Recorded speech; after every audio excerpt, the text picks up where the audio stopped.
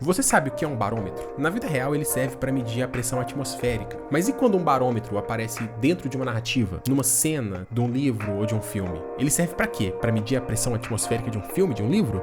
Não. Eu vou apresentar 3 obras no formato de iceberg que dialoguem de alguma forma com essa ideia de barômetro, que na verdade é o realismo.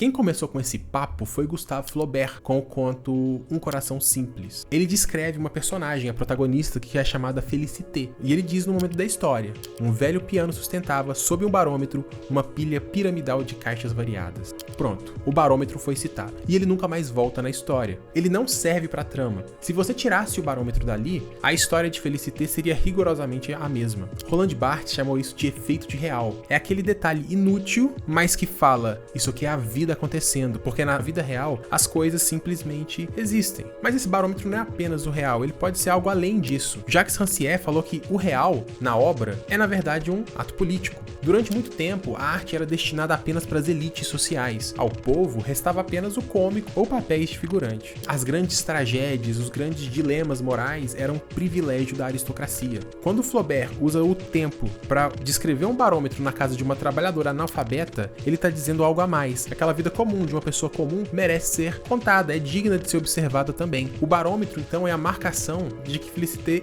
importa politicamente, que sua história merece ser contada. Isso é um sinal de que qualquer um pode ser um protagonista. Sabe quem que é a nossa Félicité hoje em dia?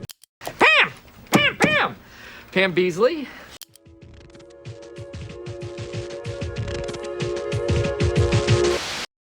Em 2005, a TV americana não estava acostumada com o visual de The Office. Pensa no outro hit daquele ano, How I Met Your Mother. Lá os personagens também eram trabalhadores, mas a forma em que a sitcom se construía era a clássica. Aquela iluminação perfeita, cores vibrantes, piadas com tempo marcado e, claro, as risadas gravadas que te avisavam exatamente quando você poderia sorrir. The Office vai por outro caminho. A comédia não vem da piada, do setup punchline clássico, ela vem do comportamento das personagens.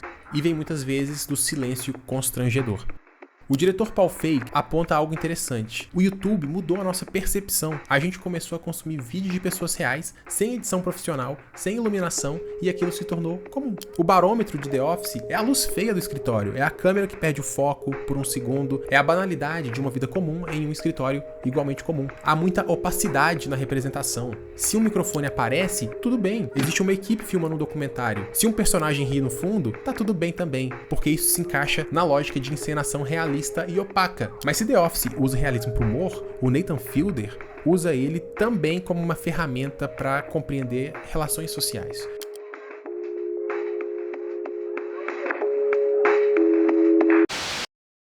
Em um ensaio, Fielder constrói uma realidade com tanta precisão que a ficção e a vida se tornam indissociáveis, criando um tipo de desconforto que a sitcom mais tradicional jamais vai conseguir atingir. A gente pode partir do pressuposto de que o ensaio é, de certa forma, uma continuação de Nathan For You, a série anterior dele. O elo que junta essas duas séries é justamente o exercício de autoficcionalizar. Nathan Fielder é pessoa e personagem, ele é criador e criação simultaneamente.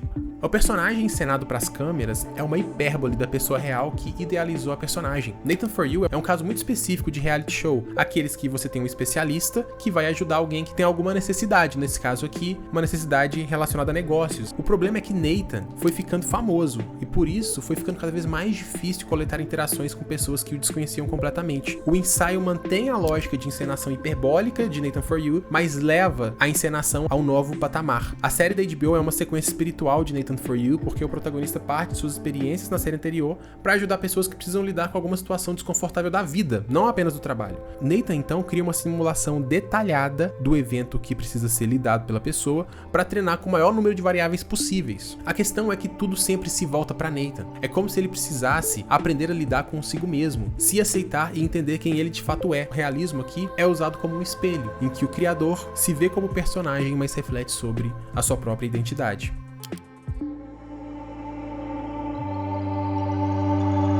Paul Feig falou sobre como a linguagem do YouTube recondicionou a experiência na TV. Isso é levado às últimas consequências nas profundezas de How to with John Wilson, a série em que um doidinho de praça sai com uma câmera na cidade com maior concentração de doidinhos de praças do mundo, ou seja, Nova York. A ideia aqui é filmar sem roteiro e com a opacidade máxima de representação. O ato de filmar é explícito. Temos um cruzamento com os vídeos tutoriais de YouTube, pois cada episódio se propõe a ensinar alguma coisa, mas também dialoga com os vlogs, porém a câmera é apontada para frente, para a cidade, e não para si próprio. Esteticamente, esses vídeos remetem muito a vídeos de viagem que a gente vê no YouTube hoje em dia. John Wilson é uma pessoa normal, ele não é notório em nenhum aspecto. A genialidade aqui é justamente o exercício de filmar sem roteiro as banalidades da vida. É uma série que fala sobre banalidades de maneira muito banal. O diálogo com a estética do YouTube acentua essa banalidade na formulação estética. Quando o John Wilson apresenta um episódio que se propõe a ensinar algo, existe um outro motivo por trás, e esse motivo é muito pessoal. Por exemplo, o primeiro episódio se chama How to Make Small Talk, ou seja, como jogar a conversa fora, só que na verdade esse episódio é uma reflexão sobre o término de um relacionamento amoroso. O segundo episódio, How to Put on Scaffolding, como instalar andaimes, reflete sobre a insatisfação do trabalho e o medo de novos desafios. How to Improve Your Memory, o terceiro episódio da primeira temporada, reflete sobre a memória e antigos relacionamentos. O episódio 4 é uma reflexão sobre a dificuldade de se abrir com outras pessoas e sobre o excessivo interesse em se proteger a todo custo. Cada episódio que passa, Wilson aprende uma coisa, mas ele não ensina nada. Outro aspecto que a gente tem na série é o constante uso da primeira pessoa, uma câmera operada pela mão por um documentarista que testemunha, relata e interage com os acontecimentos ao seu redor. A gente pode chamar aqui o que o Bill Nichols chama de montagem comprobatória. A montagem, aparentemente descontinuada, acompanha a lógica de uma narração em off. Então as imagens só ilustram o que a pessoa está narrando. John Wilson faz várias entradas intermediáticas, por exemplo, com o YouTube, com o documentário mais tradicional, para filmar essas relações cotidianas e existenciais.